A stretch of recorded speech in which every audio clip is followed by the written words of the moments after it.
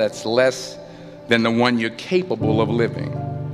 Now, I'm sure in your experiences in school and applying to college and picking your major and deciding what you want to do with life, I'm sure people have told you to make sure you have something to fall back on. Make sure you got something to fall back on, honey.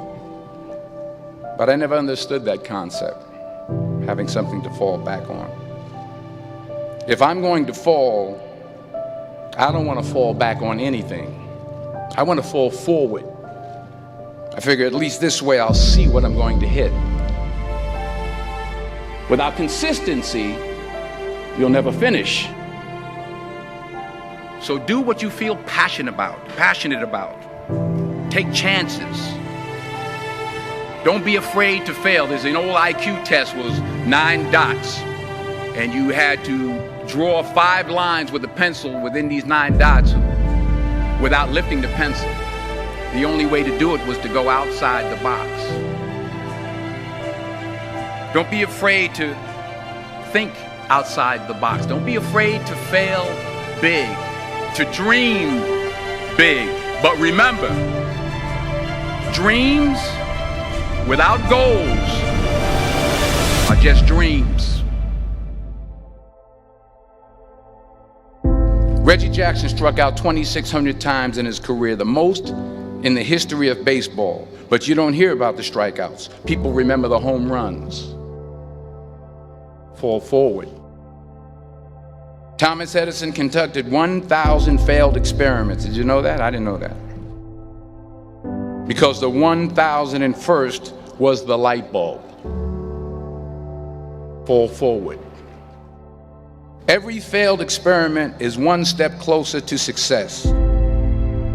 You've got to take risks, and I'm sure you've probably heard that before, but I want to talk to you about why that's so important. You will fail at some point in your life. Accept it. You will lose. You will embarrass yourself. You will suck at something. There's no doubt about it. And I know that's probably not a traditional message for a graduation ceremony, but hey, I'm telling you, embrace it, because it's inevitable.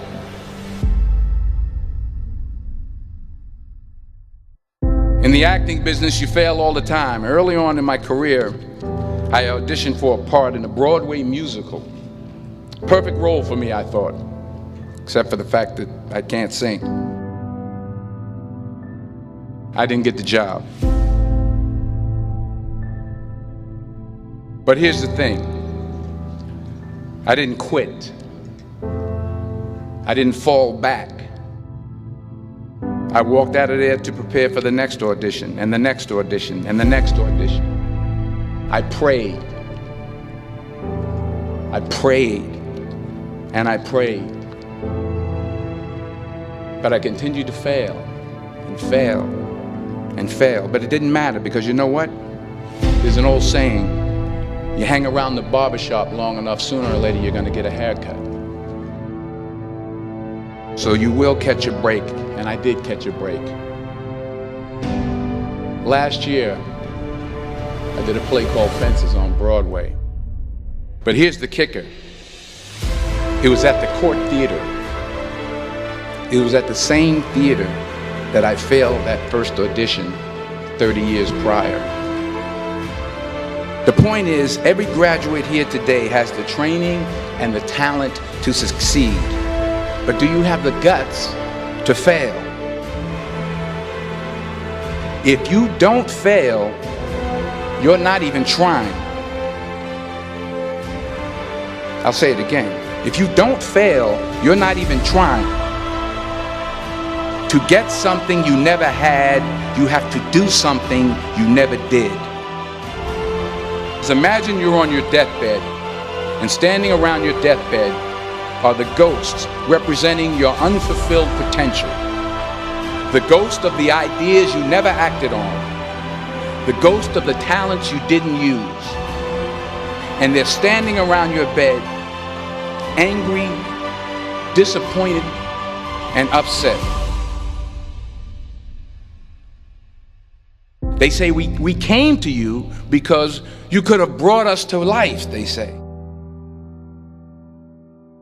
And now we have to go to the grave together.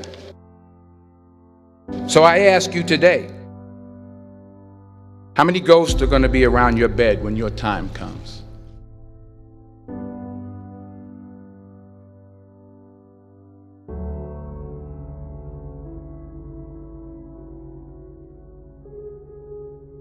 I just got back from South Africa. It's a beautiful country, but there are places there with terrible poverty that need help. And Africa is just the tip of the iceberg. The Middle East needs your help. Japan needs your help. Alabama needs your help. Tennessee needs your help. Louisiana needs your help. Philadelphia needs your help. The world needs a lot, and we need it from you. We really do. We need it from you young people. I mean, I'm not speaking for the rest of us up here, but I know I'm getting a little grayer. We need it from you, the young people, because remember this. You got to get out there. You got to give it everything you got, whether it's your time, your talent, your prayers, or your treasures. What are you going to do with what you have? I'm not talking about how much you have. Some of you are business majors, some of you are theologians, nurses, sociologists. Some of you have money, some of you have patience, some of you have kindness, some of you have love, some of you have the gift of long suffering. Whatever it is, whatever your gift is, what are you going to do with what you have? All right, now here's my last point about failure. Sometimes it's the best way to figure out where you're going. Your life will never be a straight path. I began at Fordham University as a pre-med student. I took a course called cardiac morphogenesis. I couldn't read it, I couldn't say it, I sure couldn't pass it. So then I decided to go into pre-law, then journalism. And with no academic focus, my grades took off in their own direction. I was a 1.8 GPA. And the university very politely suggested that it might be better to take some time off. I was 20 years old. I was at my lowest point. And then one day, and I remember the exact day, March 27th, 1975, I was helping my mother in her beauty shop. My mother owned a beauty shop up in Mount Vernon. And there was this older woman who was considered one of the elders in the town. And I didn't know her personally, but I was looking in the mirror, and every time I looked at the mirror, I could see her behind me, and she was staring at me. She just kept looking at me. Every time I looked at her, she kept giving me these strange looks. So she finally took the dryer off her head and she said something I'll never forget. She said, "Young boy, I have a prophecy, a spiritual prophecy." She said, "You are going to travel the world and speak to millions of people." And in the years that followed, just as that woman prophesied, I have traveled the world and I have spoken to millions of people through my movies. Millions who up till this day couldn't see me, who up till this day I couldn't see while I was talking to them, and they couldn't see me, they could only see the movie. They couldn't see the real me. But I see you today, and I'm encouraged by what I see. And I'm strengthened by what I see. Because taking risk is not just about going for a job. It's also about knowing what you know and what you don't know. It's about being open to people and to ideas.